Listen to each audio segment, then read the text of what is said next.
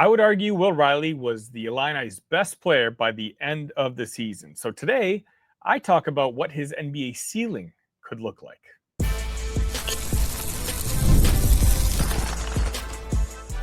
You are Locked On Illini, your daily podcast on the Illinois Fighting Illini.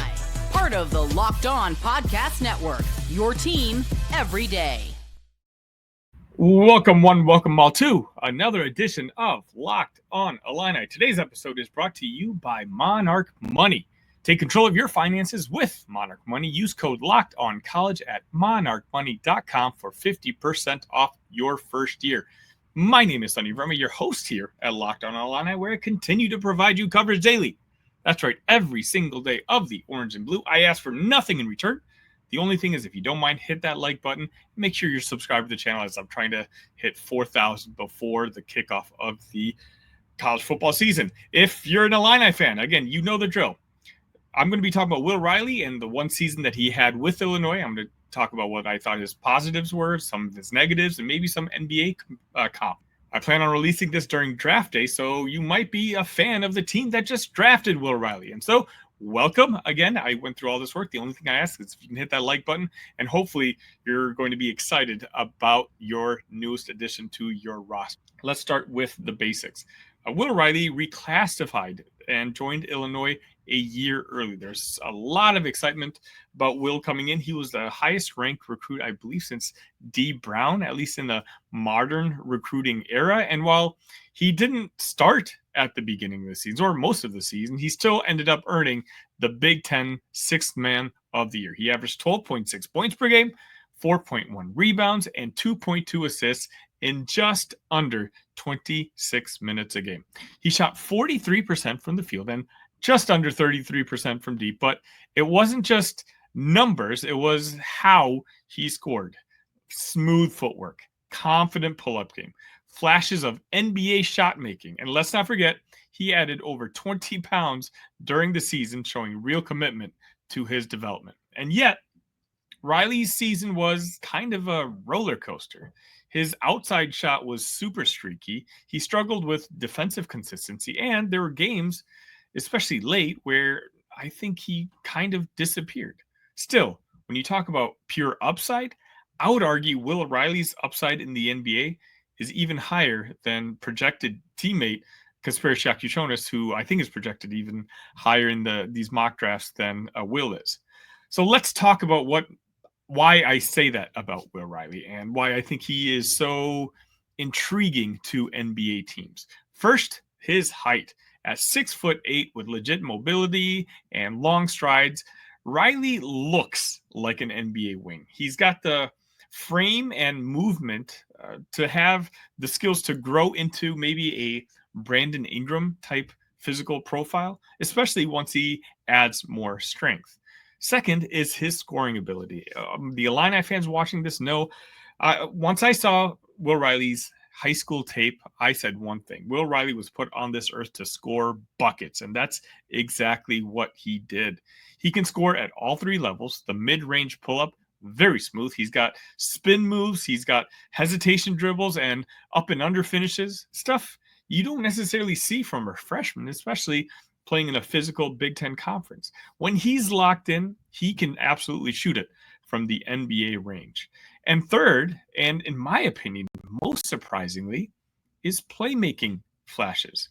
Riley's assist numbers don't pop. He just had just over 2, I believe, per game, but the tape shows real feel. He can make reads out of drives. He can deliver skip passes and hit cutters. He kept his turnovers down at just 1.2 per game on a decent usage rate, and that's a good sign.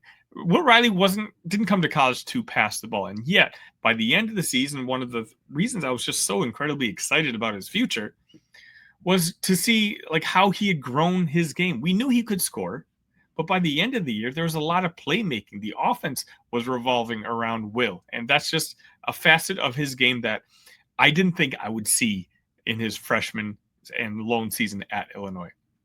Fourth, his off-ball movement is so impressive, and it's so incredibly underrated. The two-man game between him and Tomislav Ivisic at the end of the game was at the end of the season was one of the Illini's go-to plays and an offense that we ran over and over again, and the defense couldn't figure it out. Riley doesn't need the ball to make an impact. He cuts well. He relocates for threes, and he plays within the flow. And that matters in the NBA, especially when you're a young, raw role player. And finally, the mindset. Everyone around the program talks about Will Riley's work ethic. Putting on 20 pounds just during the season isn't easy for anybody. He's coachable, he's competitive, and he wants to be great. But let's be honest, Will Riley isn't quite yet a finished product. And if he were, well, he'd be a top 7 pick in the NBA draft. The first red flag isn't really a red flag, but in this case, it's his shooting. When you look at the percentages, you're looking at 32.6% from 3, 72.5% from the line, and sometimes the mechanics are inconsistent. Sometimes it's smooth, sometimes it's rushed. He takes very tough shots, especially contested mid-range jumpers that kind of kill his consistency numbers. But again, he's just such a good pure scorer that I'm kind of second guessing even whether I want to talk about his shooting being a red flag, because I do think that once he gets comfortable, if he gets the opportunity, the right role after a couple of years, there's going to be no doubt that he's going to be able to put that ball in the basket. Second, strength and physicality. Look, I keep mentioning that he gained 20 pounds this past year, and absolutely that's impressive, but he's still really light for his position. He gets bumped off drives. He doesn't finish too well through contact. And defensively, bigger wings are absolutely going to push him around. They did it in college, and they absolutely are going to do the same thing in the NBA. Speaking of defense, this is, in my opinion, the biggest question. His off-the-ball awareness needs a lot of work. He bites on fakes. He gets caught ball watching, and sometimes he struggles to stay in front of quicker players. Some scouts from the scouting reports I was looking at were pretty blunt, downright bad defensively at times is what they said. Fourth, consistency.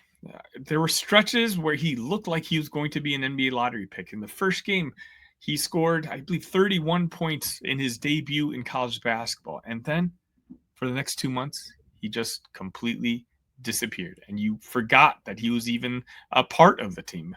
Halfway through the season, a lot of Illini fans were already planning for Will Riley to return for a second year, just because that's how inconsistent he was with his freshman season. We just assumed that, okay, he probably needs another year to develop. Part of that is youth. Part of that is illness and injury late in the year. But the NBA wants to see consistent impact.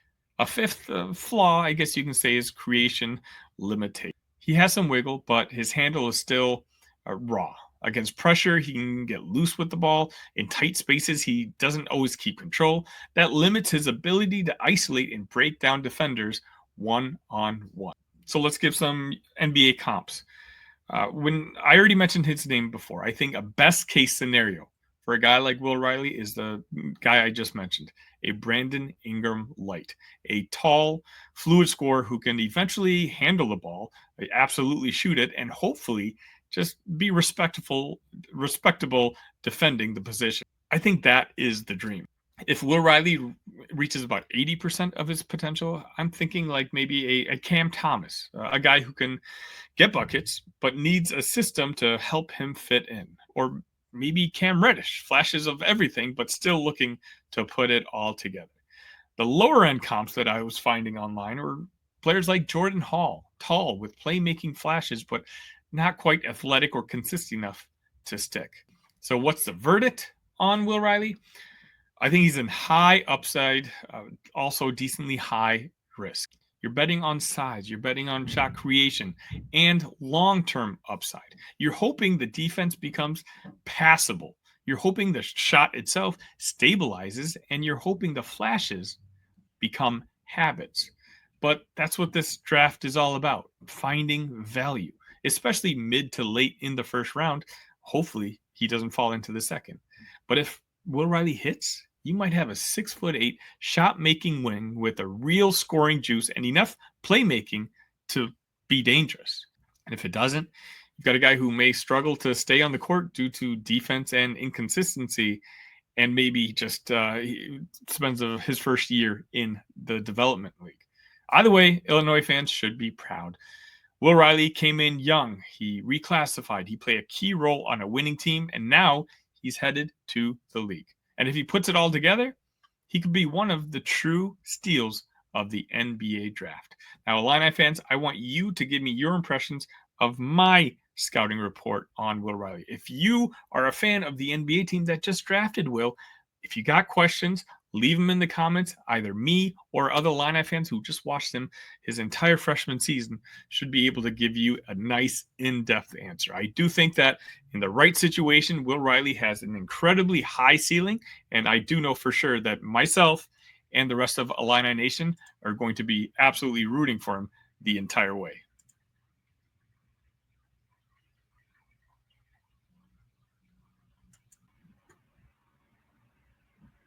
Guys, you've probably heard of Viagra or Cialis. Maybe you've even tried them. But if you're looking to try something beyond the usual pill, it's time to meet Rougiette Ready. Rougiette Ready is the next-gen prescription-based treatment designed to amplify arousal in the brain and boost blood flow. Unlike the usual pills that can take hours, Rougiette's 3-in-1 formula dissolves under your tongue and kicks in fast, on average in 15 minutes. Effects can last up to 36 hours, so you can stay confident and in control when the moment is right. If traditional options haven't worked, Rougiette might be the answer. Over 150,000 men have already made the switch. I love that it's completely online. Rougiette connects you with a board-certified doctor and ships your treatment discreetly to your door. You can even read real customer reviews on their site. It's helping a lot of people feel more confident and present in the moment.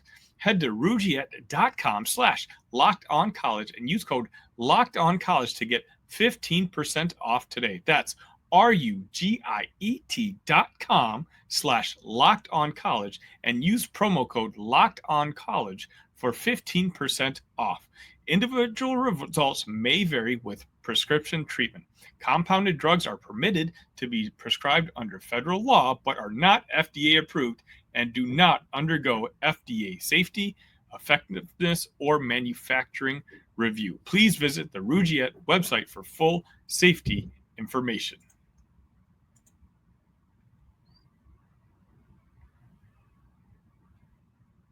And welcome back. Mark your calendars because this October, Illini fans, we're going to be celebrating some of the greatest to ever wear the orange and blue.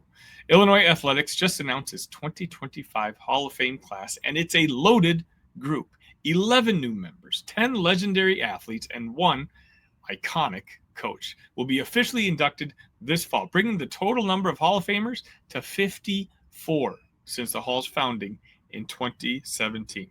Let's break down real quickly who's in, why it matters, and what Illini fans can look forward to this fall. First things first, the induction ceremony is set for Thursday, October 10th at the State Farm Center, with the class being recognized publicly on the next day, October 11th, at Memorial Stadium during Illinois' huge home game against Ohio State, which, by the way, I will be there. You let me know in the comments if you're going to be there as well. And you know how these games go. There's going to be a lot of buzz, a lot of alumni back in town. And this Hall of Fame class is going to get the celebration that it deserves. As athletic director Josh Whitman said, "Every year I love calling the new class members and hearing the excitement in their voices. We look forward to hosting each of these great Illini and their families this fall during induction weekend." So let's talk about some of the names. This year's class spans across multiple sports and generations, which is one of the things that makes the Illinois Hall of Fame so special. It's not just about football and basketball, though don't worry, we've got plenty of heavy hitters from those programs too. Let's run through the class of 2025. And the first guy to me is quite special, and everydayers in this chat will know exactly why. Keyjuan Garris, one of the best point guards in Illini history, a 4-year starter in the 90s who finished his career second on Illinois' all-time scoring list. True Illinois royalty, and holds a special place in my heart because Keyjuan Garris was the first Illini that I associated. He's the first Illini player I remember watching, and it's because of him I ultimately decided to become a fan of the Illini. Next up is Kurt Kittner, Illinois' all-time winningest quarterback when he left school, the face of the 2001 Big Ten championship team that went to the Sugar Bowl, clutch, tough, and certainly a fan favorite. Then we have Gene Vance, a two-sport star in basketball and athletic administration. He was a standout on the hardwood in the 1940s and later served as Illinois' athletic director. His legacy is both on the court and behind the scenes. We also have Scott Spiezio. Before becoming a two-time World Series champion in Major League Baseball, Spiezio was crushing baseballs for the Illini in the early 90s. That power bat and versatility carried over to a successful 12-year pro career. Joe Rutkins, a dominating force on the football field in the 1950s, who went on to the Pro Bowl and had an NFL career with the Washington football team, and a true trench warrior. Next up, Teresa Grant, the lone coach in this year's class and a legend in her own right. She led the Illinois women's basketball program for over a decade, racking up 210 wins and taking the Illini to the NCAA tournament 5 times. And next, Jane Fonts-Mansky, a trailblazer in swimming and diving during the 1930s and one of the first women to compete in the Olympics while representing Illinois. We also have Aspen Burkett-Miles, Mike Durkin, and Benita Kelly-Baybridge, 3 titans of Illini track and field who each made their mark nationally and internationally. Durkin competed in the Olympics, while Baybridge and Burkett were stars in their respective areas. And finally, we have Meredith Hackett-Kind, a slugger on the softball field and one of the best all-around players in program history. Her name is still all over the Illini record books.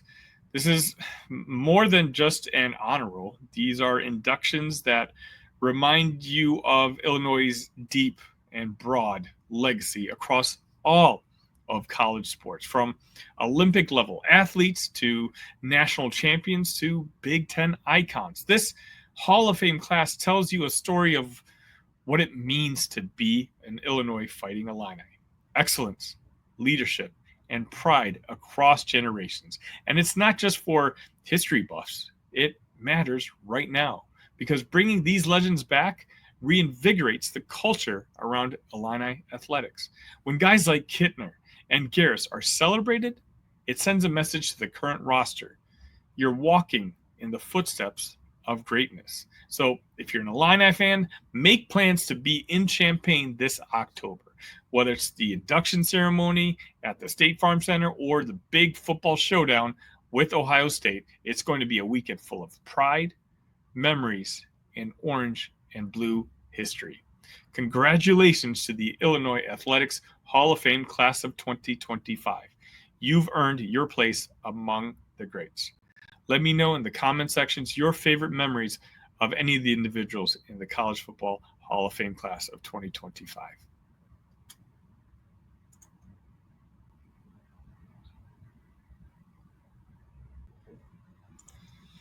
Ever wish managing your money felt easier? With Monarch Money, it can. Whether you're growing your savings or planning a big purchase, Monarch puts you in the driver's seat.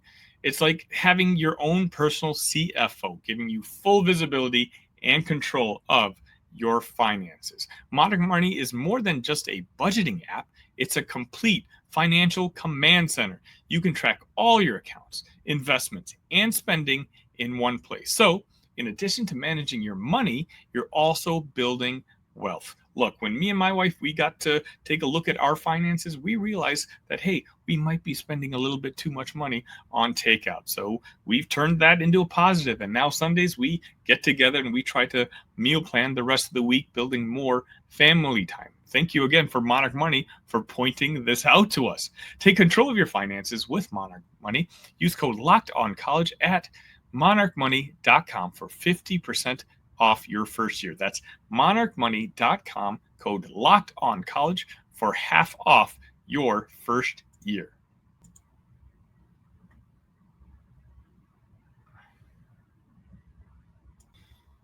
And welcome back to Locked On Illini. If you haven't already, make sure you've hit that like button on this video and make sure you subscribe to the channel. Again, my goal to hit 4,000 subs before kickoff of the college football season. Also, if you want to talk Illini all day, every day, the place to do it is there's a link in the description, the Talk Illini Discord. Find me on all your favorite social medias. Talk Illini. I try to make it very simple and easy. Just know that I'm controlling all those accounts.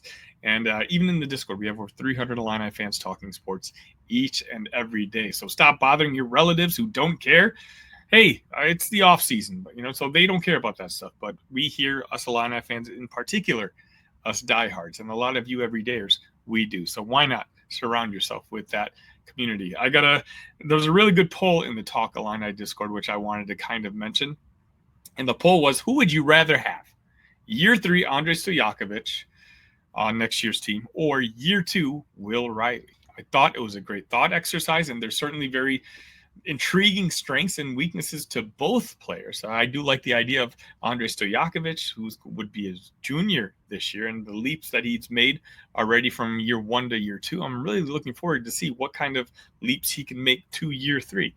I do think that in college basketball in particular, that you're going to need some older veterans that you can absolutely count on and have be your best players. And I think Andre Stojakovic is going to be that guy for next year's Illini team. But it's hard for me to pass on year 2 Will Riley. I knew it wasn't going to happen, but I was, just hopeful that maybe something would happen, that Will Riley could come back for year 2. I think if he came back to the Illini this season, he would have been an option for all Big Ten player. Of course, I'm talking about all Big Ten player of the year, and maybe even an All-American, and at least in the mention for National Player of the Year. So for me, the answer had to be Will Riley, year 2.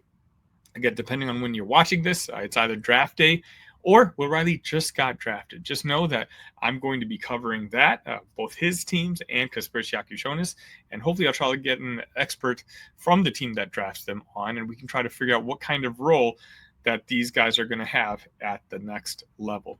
Thank you for making Locked On Illini your first listen today. For your second listen, check out the Portal Show. Brian Smith has the latest rumors, portal entries, and signings. Be the most informed fan on the rapid changes to the college football landscape. Find the Portal on YouTube or wherever you listen to podcasts. We're going to have a player profile for you on Friday. Oh, I did want to mention, this week on Thursday, the Big Ten squad, the focus is going to be on Illinois. So I myself will be on the show. I'll try to remind you guys again, but definitely check out Thursday night where we discuss Illinois' schedule and their over-under and just how optimistic I am on this upcoming season. That's going to wrap it up for this edition of Locked On Illini. Until next time, ILL. Love you guys.